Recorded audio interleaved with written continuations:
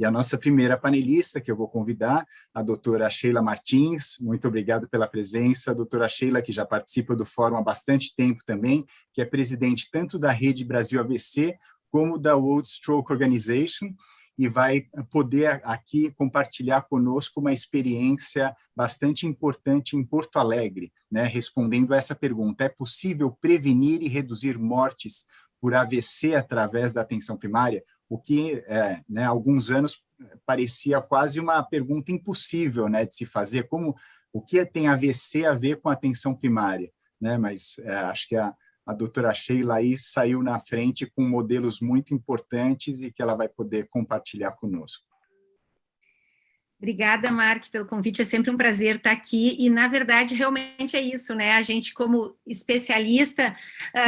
costuma focar no atendimento especializado no hospital e alta tecnologia. E aí a gente realmente melhorou muito isso no Brasil nos últimos anos. E aí eu comecei a me dar conta que isso não era suficiente. Então a gente está melhorando o cuidado daquele que já teve a doença, mas a atenção primária está pecando por a gente não conseguir estruturar para que atenda adequadamente em prevenção primária e evitar o primeiro evento. E aí, por isso, nós começamos uma conversa com o Ministério da Saúde de implementação de um programa da Organização Mundial de AVC que foca no conceito de que, na verdade, a maioria dos pacientes que têm doença cardiovascular, então tanto AVC quanto infarto, não são os pacientes de alto risco, 80% são aqueles de médio risco, é aquele paciente que tem a pressão acima de 115 por 75, eu sei que já começa a ter um aumento exponencial do risco, principalmente de AVC, mas também de doença outras cardiovasculares, e o colesterol acima de 135 também tem um risco crescente. Então, por que a gente está atuando só nos pacientes de alto risco,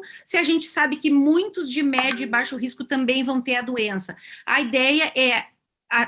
começar a implementar estratégias efetivas de baixo custo, bem toleradas e factíveis para implantar na população de médio e baixo risco. Então, essa proposta inicial, que é tratar pacientes de médio risco, então pressão arterial entre 121 e 139 de sistólica, mais um fator de risco modificável, obesidade, sedentarismo, diabetes ou tabagismo, desculpa, diabetes não, obesidade, sedentarismo, alimentação inadequada ou tabagismo, incluir num ensaio clínico randomizado para provar o conceito de que tratar esse paciente de médio risco vai reduzir AVC, infarto e morte cardiovascular, né, em pelo menos 50%, por isso o nome do projeto é Cut Stroke in Half, corte o AVC pela metade. Então, com o Ministério da Saúde, pelo PRODESUS, se está se iniciando agora esse mês um projeto que é uma polipílula com antihipertensivo mais estatina para esses pacientes de médio risco, comparado com placebo, mais o riscômetro de AVC, onde o paciente avalia o seu próprio risco de ter doença cardiovascular em 5 e 10 anos, e pode acompanhar com o tempo a modificação desse risco, e no final ele ainda tem uma lista dos seus fatores de risco e como modificá-los. Então, uma tentativa de dar para o paciente o poder de atuar na sua doença e mudar o estilo de vida. E junto com isso, a gente, vendo a oportunidade de trabalhar na atenção primária, que está começando em Porto Alegre em 8 unidades, mas vai para 60 unidades no Brasil inteiro a partir do próximo ano, a oportunidade de estar na atenção primária e mudar a atenção primária, mudar o estilo de atendimento, mudar a estrutura de atendimento. E por isso a nossa proposta foi fazer um estudo para provar o conceito e implementar o programa HEARTS ao mesmo tempo, com uma mudança gradual, lenta e monitorada da forma de atender na atenção primária, adaptando os programas já vigentes através de fluxograma simplificado e protocolos bem definidos, com o foco que o Ministério da Saúde nos pediu, que é hipertensão, que é o foco maior da OMS, né, que é o principal fator de risco, mas também focar no diabetes nesse primeiro momento e na modificação do estilo de vida, com um forte programa educacional para os profissionais da saúde para reconhecer hipertensão, para medir adequadamente, então, com monitores digitais que nós estamos adquirindo para essas unidades. Nós adquirimos o glicosímetro também para medir glicose,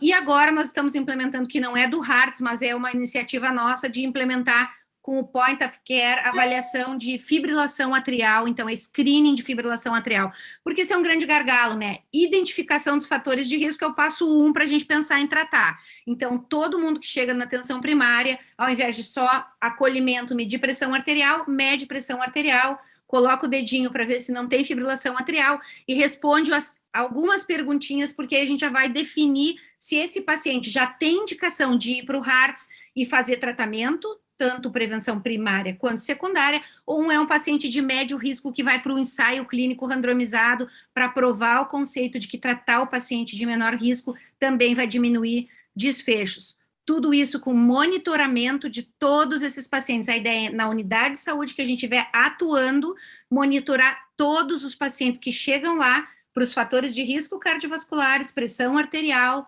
colesterol e glicose, e a partir dos programas implementados com fluxos bem definidos, medicamentos, em quanto tempo o paciente volta para avaliar como é que ficou, nós vamos medir a redução de pressão arterial, redução de colesterol, controle de diabetes, como desfecho endpoint, substituto num primeiro momento, mas de 3 a 5 anos a ideia é medir redução de morte cardiovascular, AVC, infarto e morte cardiovascular. É um programa que está começando agora, em julho, aqui em Porto Alegre, e a ideia é que no final do ano, para o próximo, já possa ser expandido para o restante do Brasil. O HEARTS talvez a gente já comece antes, porque já tem outros estados interessados em começar, né? Excelente, que boa notícia, Sheila,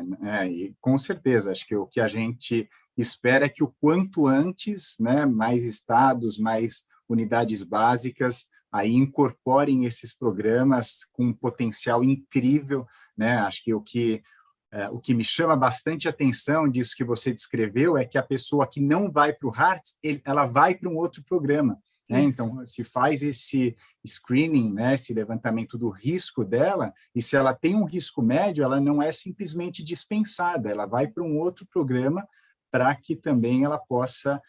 ter, né, como destacaram já aí o Cristiano, a Joana, a prevenção, né, desse agravamento da condição que ele já tem, ou mesmo desenvolvimento de outras complicações devido ao não tratamento, né, excelente, e certamente o João vai poder complementar aí, né, sobre todos esses planos de expandir pelo Brasil, né, esses programas que você está descrevendo, e claro, né, eu já sei, que o Márcio e a Karina também vão contar sobre programas que também têm características semelhantes, que também são, né, têm sido muito importantes nas regiões onde eles estão sendo implementados. Muito obrigado, Sheila. Em seguida, a gente volta a falar no nosso debate.